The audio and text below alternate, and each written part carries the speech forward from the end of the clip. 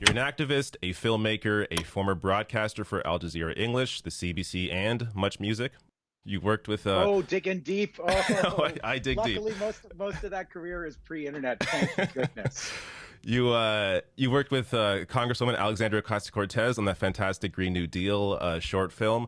You're married to activist and author Naomi Klein, which I'm sure my audience is very familiar with.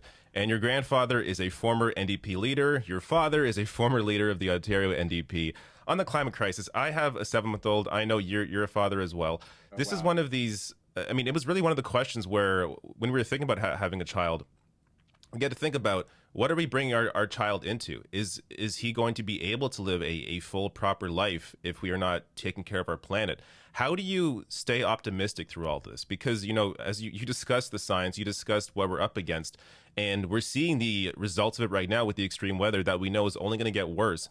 How do you stay optimistic through all of this? How do you, apart from just addressing this issue, which of course we need to do politically, how do you stay optimistic through all of this? And how do we get to a place where we can actually properly address the climate crisis?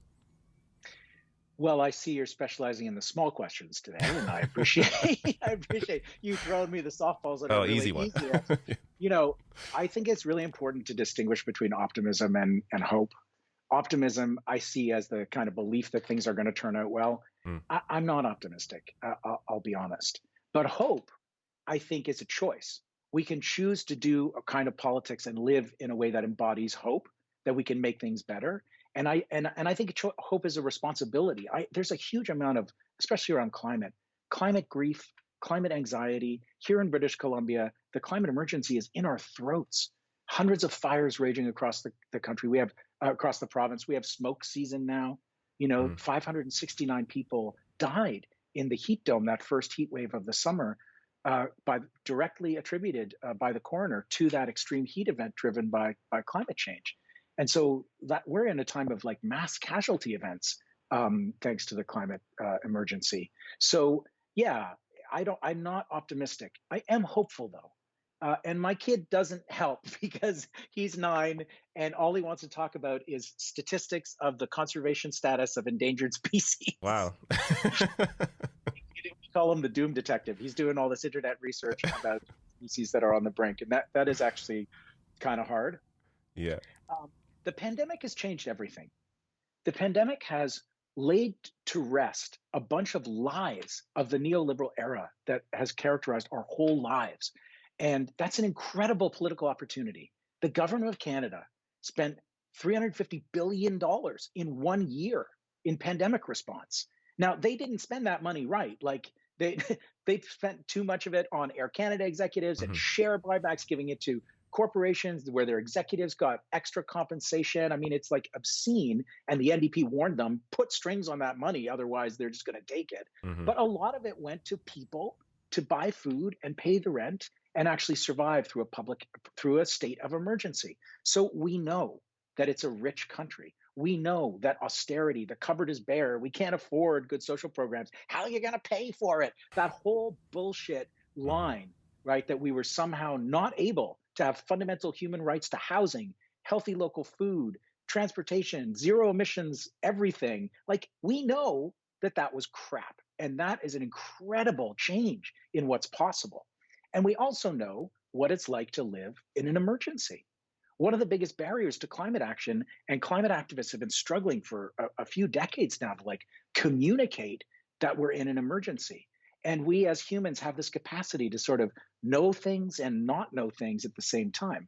Now, we need to be able to compartmentalize to get through a day. Like when I read the latest IPCC report, like I need to schedule time to lie in fetal position under the bed for a while because it's like, but we're in this period now where we're starting to know what we know. And the pandemic has actually really been a terrifyingly good teacher. The climate emergency is now being felt by people at the surface of our skin. And that, I think, is in part because we're living through this extremely long period, 18 months or more now, where everything in our world has gone upside down. And people used to say, well, the climate, that's far away. No, it's not far away. Well, things don't change on a dime. Yeah, they do. They do change on a dime. They just did. They still are. Here in BC, they just put the mask mandate for indoor back on, Hmm. and we are now living in this prolonged state of emergency. Great. As activists, as politicians, as people on the left, we have an opportunity to translate that to the much greater existential emergency of the climate emergency. And people know what we're talking about when we say this is an emergency. We need big federal government led change that challenges the power of big corporations directly and actually changes all aspects of our lives so that our kids have some kind of future to look forward to. And it feels much closer. There was a poll. I'm not a big fan of like polling and stuff like that, but this one caught my eye. It was last month, I think. It was a major national poll that actually showed that a great majority of Canadians believe that that we will face transformation of our society, deep change in our society as we come out of the pandemic. Fantastic. For those of us on the progressive side of the spectrum, we have to win that change. This is a time to double down. This is a time to get together, connect up all of our networks, all of our different struggles, and push for big change because it's never been so within our grasp. So that's the hope part. Yeah. That's the thing that really makes me really feel energized, even about this weird, messy business of electoral politics, which is a totally compromised and broken system. I feel really excited about doing this because people are hungry for big change. And it feels like a moment. I've been doing this for 30 years, working in different kinds of social change movements and just projects. I've never seen a moment like this where it feels so close. So it's a good time to double down.